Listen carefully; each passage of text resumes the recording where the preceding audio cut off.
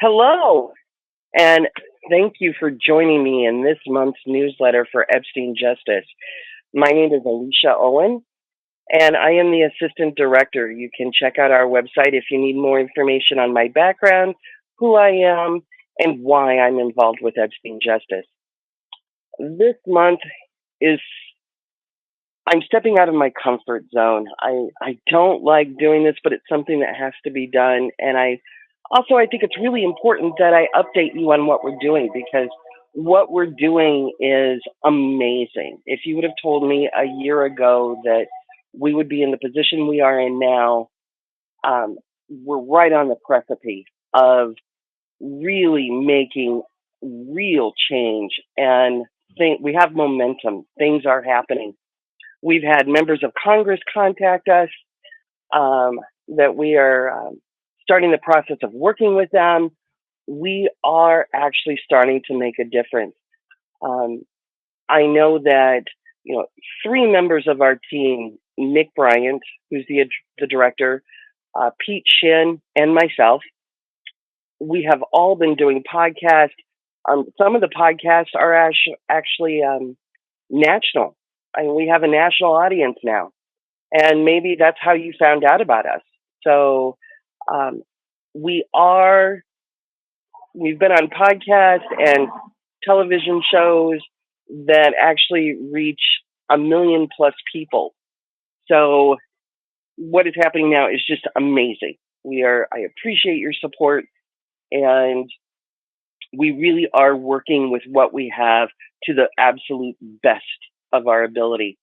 We are right now at the point where we're going to have three in-person events in the United States this summer. Um, One event is a fundraiser, fun with a D, raiser. And then we have two events that are going to be more informative, where Nick and I are actually going to speak, and along with other experts in the trafficking realm or that have knowledge. And these events do require volunteers and participation.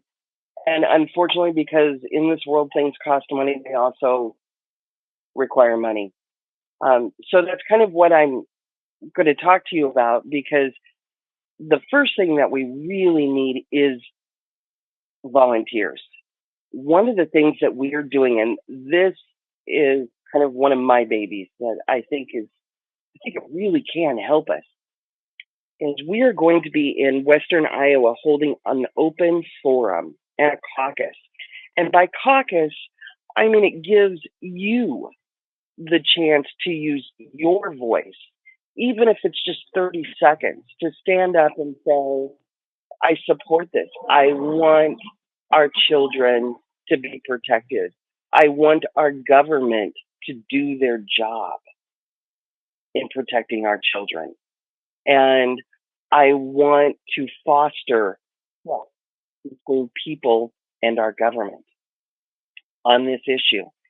And so this forum is going to have speakers, information, and then also people that attend the forum will have their chance to actually stand up and say, yes, I support this.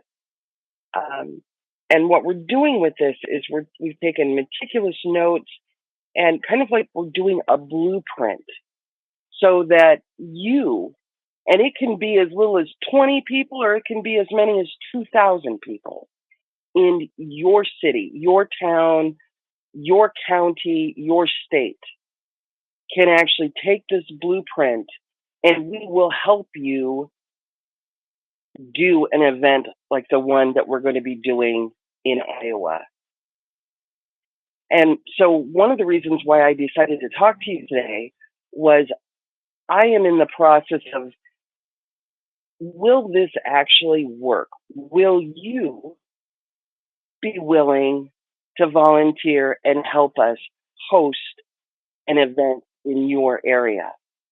If this is something that you're interested in, I'm not asking you to sign in blood on the dotted line. Do you know somebody? Are you a member of an organization. It could be a civic organization or a church or any type of group that you feel would be interested in hosting an event in order to get the word out and to educate people.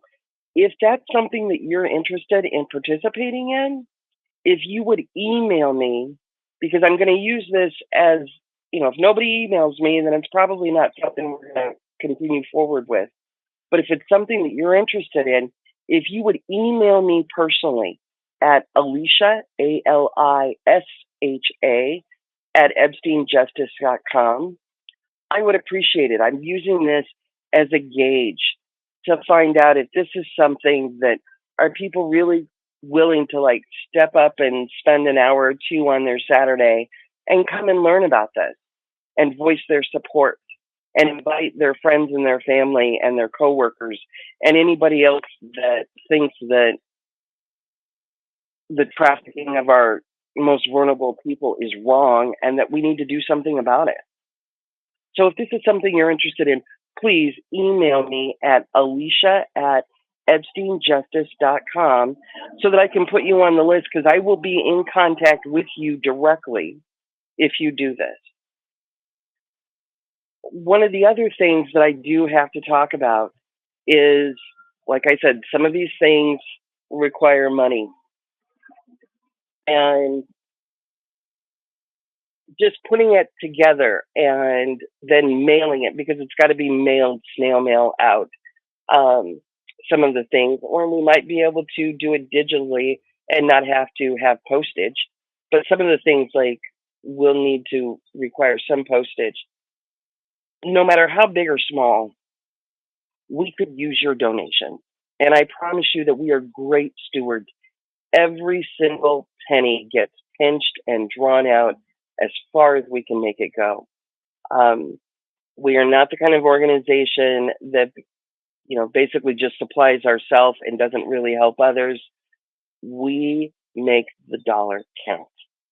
So if you're not able to help host or volunteer to do this, if you will go to our website, there is a donate button, and make sure that you are donating to Epstein Justice, not to change.org or something like that. Make sure that you're at the right place so that the money will go directly to Epstein Justice, because we will use this to further our goals. So also, there are a couple of other things that are going on that I just want to, if you read the rest of the newsletter, you'll see. Last Monday, the governor of Florida required that the Florida courts release the grand jury testimony of, we all remember about Epstein's sweetheart deal, where they basically said, yeah, we know you're a child molester, but we're just going to give you a little slap on the wrist and we're not going to make you quit. That grand jury testimony has been released. And one of the ways that Nick got turned on to what was going on with Epstein was a grand jury started looking at child abuse cases that had grand juries. Do you realize that only 2 nations in the world still use the grand jury system? And one of them is the United States. It's almost become, if you want to cover something up or keep something quiet, then you do a grand jury. And if you read this testimony, what happened to these victims in this grand jury is absolutely horrific. You don't call a 14-year-old that was molested a prostitute. I mean, it is bad.